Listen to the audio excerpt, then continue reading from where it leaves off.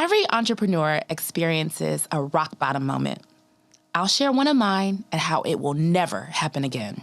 Hey out there, it's Lauren Powers, business and marketing coach, sharing stories of bad entrepreneurs turned profitable business owners and how you can learn from our stories to help you grow in your own business.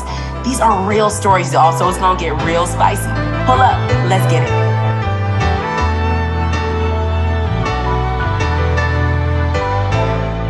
All right, y'all. So entrepreneurship can be extremely scary. It can be one of the most frightening, crazy rides that you'll ever experience should you be blessed enough to go through it. And I have been, owning a business for 20 years now, like a very long time. And it's about 2018, if I can remember correctly. It was January 2018. It was near my birthday. I'm a Capricorn, if you can't tell. And I got a notice from my banking provider that payroll was run. That payroll had been paid prior to the rent. I'm sorry, let me back that up. Rent was paid prior to payroll. So that meant that the available money that we had in our bank to pay our employees, which we promised to pay on time, that's what you are contractually obligated to do when you are a business owner. And in that scenario, we chose to pay the rent first. And when I found out, because at the time we had a partner, and when I found out about the rent being paid and that we had no money in the account in which to draw payroll, I remember being in my living room and collapsing to the floor. It was like the earth had dropped up underneath me. I felt like I was having an anxiety attack. My blood pressure was high, and I felt like the world was just circling around me and nobody could understand the stress that I was feeling because of my inability to make payroll. More importantly, I didn't think that I would be experiencing this in what I thought to be, my very tenured business ownership life. Like I really thought that I've been doing this for a while. I've been owning a business for 10 years. I know very well how to balance a bank account and how to manage money or manage debt or whatever it is.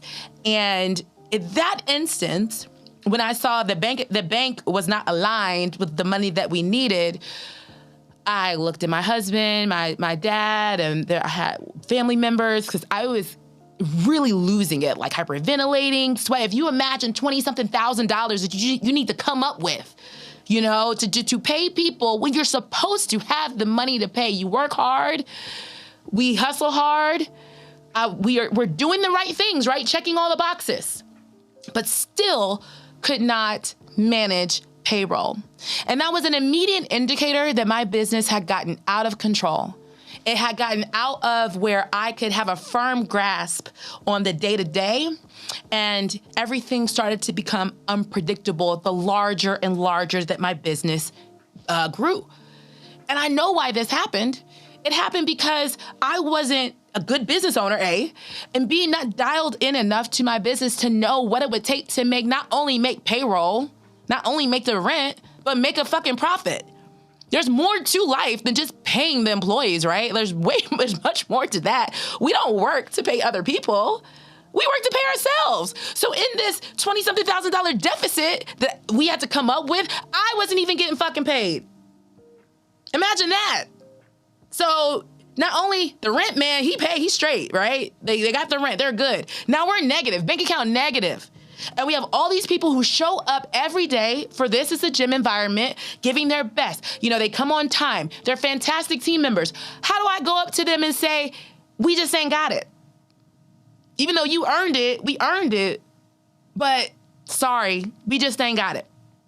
So let me tell you that literally was the last tear that was shed about that situation. Instead, what we did was we restructured and said, it's time to get control of this money-eating monster that is just, we're just riding by the seat of our pants every single month after month. That is when the restructure started to happen to our business so that we could downsize or downsize some of this hefty payroll that most like medical offices don't even have payroll that's $20,000, $25,000 a month. I don't know what the hell we thought we were doing up in there with some spin classes and, and Zumba classes. But honestly, there's a number, guys. We don't just pull it out of our ass. But if your payroll is taking more than 30% of your revenue, we haven't talked about rent. We haven't talked about fixed costs. We haven't talked about variable cost. We haven't talked about, dividends, because, business, we don't even talk about dividends. Like, oh my God, there's money left over for us to get paid. What? Imagine that. So that was the last time that we allowed our rent to be more than 40% of our take home. Pushing 50% at some months. But we weren't even looking at the numbers. We weren't even analyzing. Paychecks is who we use. It makes a very pretty report for you to understand. We use QuickBooks. We got all the tools and software, but we didn't apply it for anything, to do anything. If you have QuickBooks, if you have ADP, if you have Paychecks, hell, if you just have a regular banking system, they can give you your profit and loss or your monthly reports to show if you're skating or if you're way misaligned with your inflow and outflow. We were always misaligned with our inflow and outflow. We never ever did anything to rectify it. That was the last time.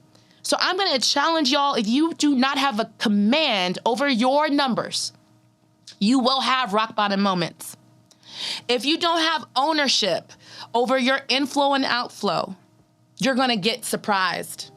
If you don't have a nest egg for us, it was random things. It was property taxes that came up after the fact, or it was some sort of annual fee, that we weren't prepared for. We're always having to move things around, rob Peter to pay Paul, all of that. But if you get command of it, and like I said, work backwards so that you can fill these gaps and provide the service to yield you the revenue you need to pay yourself first and then your employees second, you don't have to worry about these things. But we was just living life and excited. People show up to the business every day, right?